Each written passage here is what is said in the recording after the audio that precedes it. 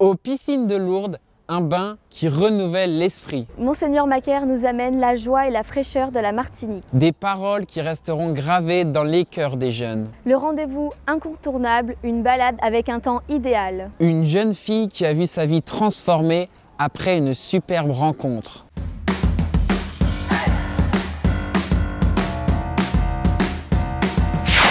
Nous sommes heureux de vous présenter ce JT consacré au 11e pèlerinage des jeunes Varois à Lourdes.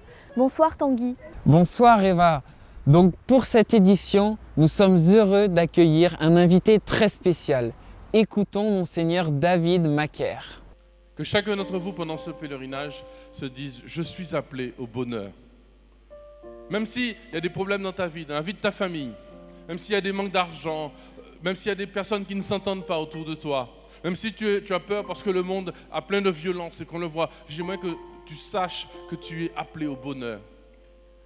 Moi je peux vous le dire, et les prêtres qui sont là, les amis qui sont là, tous ceux, nous pouvons vous dire les yeux dans les yeux que Jésus, Amen, ne nous a jamais, jamais trompés. Jésus ne nous a jamais trompés.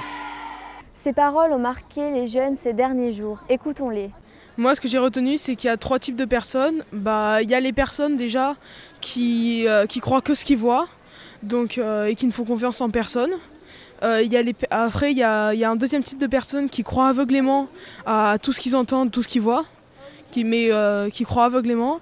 Il y a le troisième type de personnes, c'est celui qu'on devrait tous être. C'est le type de personne qui ne croit pas tout le monde, mais qui a confiance et qui garde un esprit critique quand même. Il nous a demandé de fermer les yeux et de nous imaginer une route.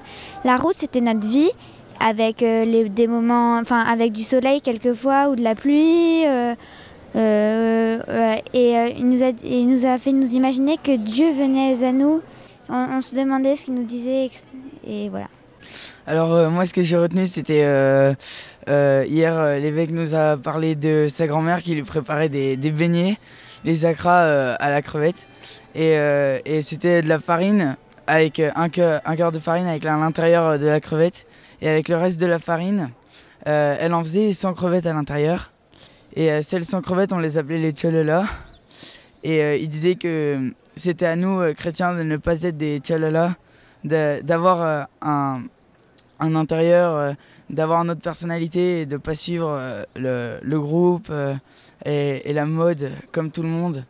Et il fallait se faire soi-même et devenir bon comme Jésus. Les pèlerins se rendent aux piscines de Lourdes pour se laver corps et âme. Écoutons notre reporter Marion. Allez boire à la source et vous y lavez. Voilà la demande de la Vierge Marie. Pendant ce pélé, les jeunes peuvent vivre une démarche aux piscines et recueillir des grâces.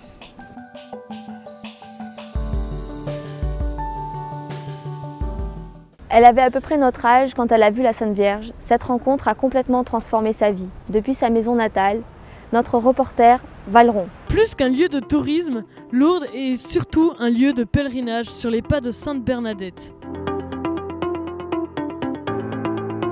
Comme elle, nous pouvons être des saints. Le pèlerinage de Lourdes, c'est aussi l'occasion de marcher ensemble. Les jeunes témoignent de leurs ressentis. Cet après-midi, nous sommes une centaine de lycéens venant du Var et nous partons faire un pique-nique.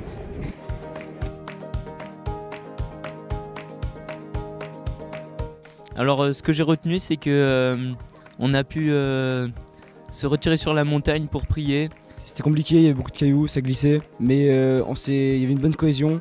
C'était beau parce que tout le monde s'entraidait. On s'est relevé comme Jésus pendant le chemin de croix. Il y avait une très bonne ambiance, on a resté le chapelet.